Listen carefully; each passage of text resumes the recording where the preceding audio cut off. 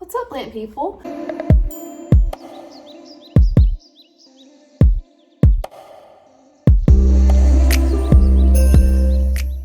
For today's video, I will be showing you guys how I water my plants. My favorite method so far has been bottom watering. I discovered, well, not necessarily discovered, but finally did bottom watering a couple months ago, and I really saw an improvement in my plants. And it's also just much easier than having to just re-water over and over again on the top of the soil. You can risk mold, fungus, and then also the plant not adequately getting enough water. But bottom watering solves all those, or most of those problems. Sometimes bugs are unavoidable. This is Holly.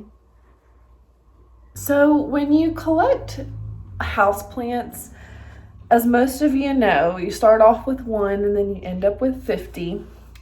It can be a lot to water all of them in one day.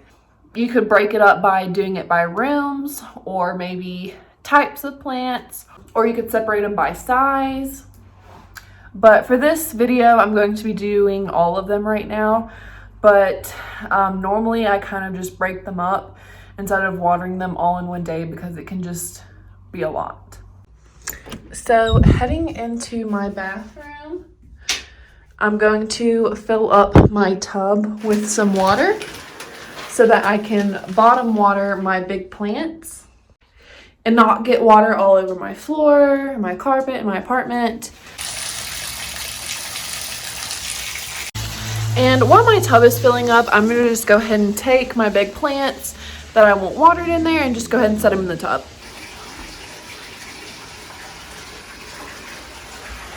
Alright, so these are all of my bigger plants. I have my Scindaptus, Adansonii, Pothos, and Monstera.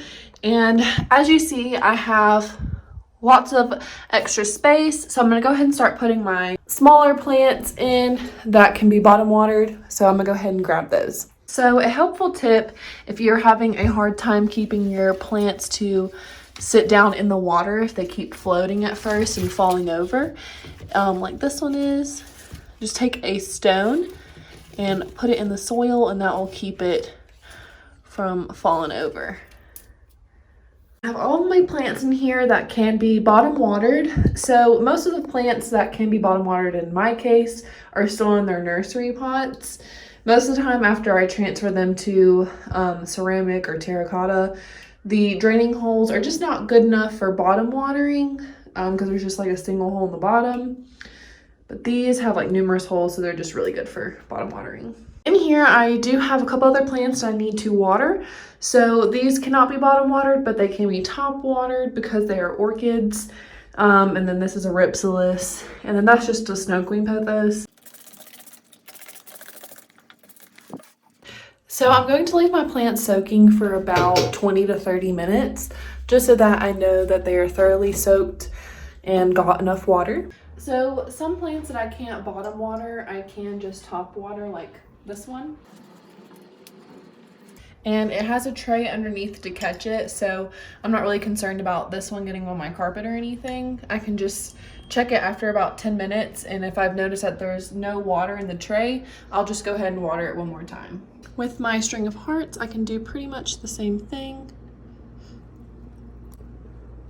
And with my philodendron Brazil, both of them don't have drainage holes, so I'm not really at risk for them getting anywhere.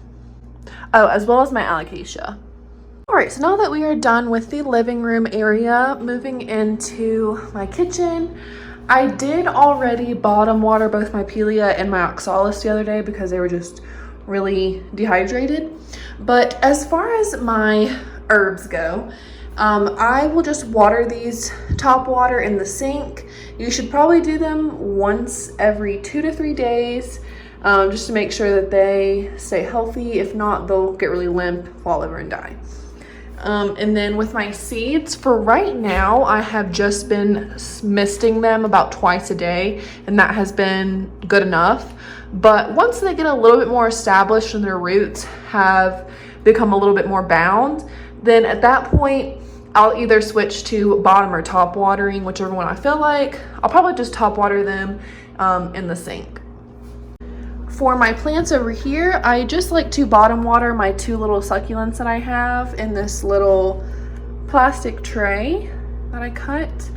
And then both of my snake plants don't have drainage holes. Also, those don't require a lot of water, so I'm not really going to water those right now, but I would just leave them where they were anyways. And the last place that I have plants is going to be my bedroom. So I have a Monstera Dubai, a wide leaf Monstera Adansonii, and then a golden pothos. But both of those, all 3 of those are terracotta, and they only have 1 drainage hole in the bottom. So I'm going to top water all of those in the sink and just let them drain out. Because if I tried to bottom water in terracotta, that wouldn't really work because the water would just get soaked up through the pot. And then also there's just not enough holes for the water to get through all the soil in the pot.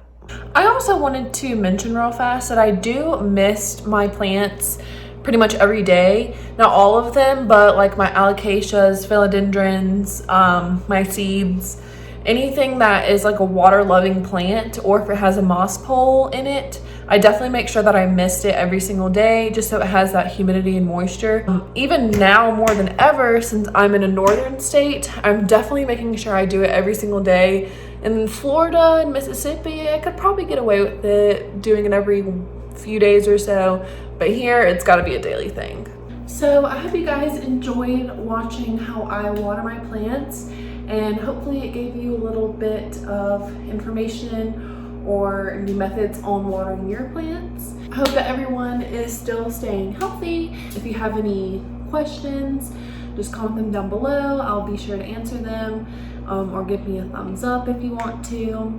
And I will see you guys in my next video. Bye guys.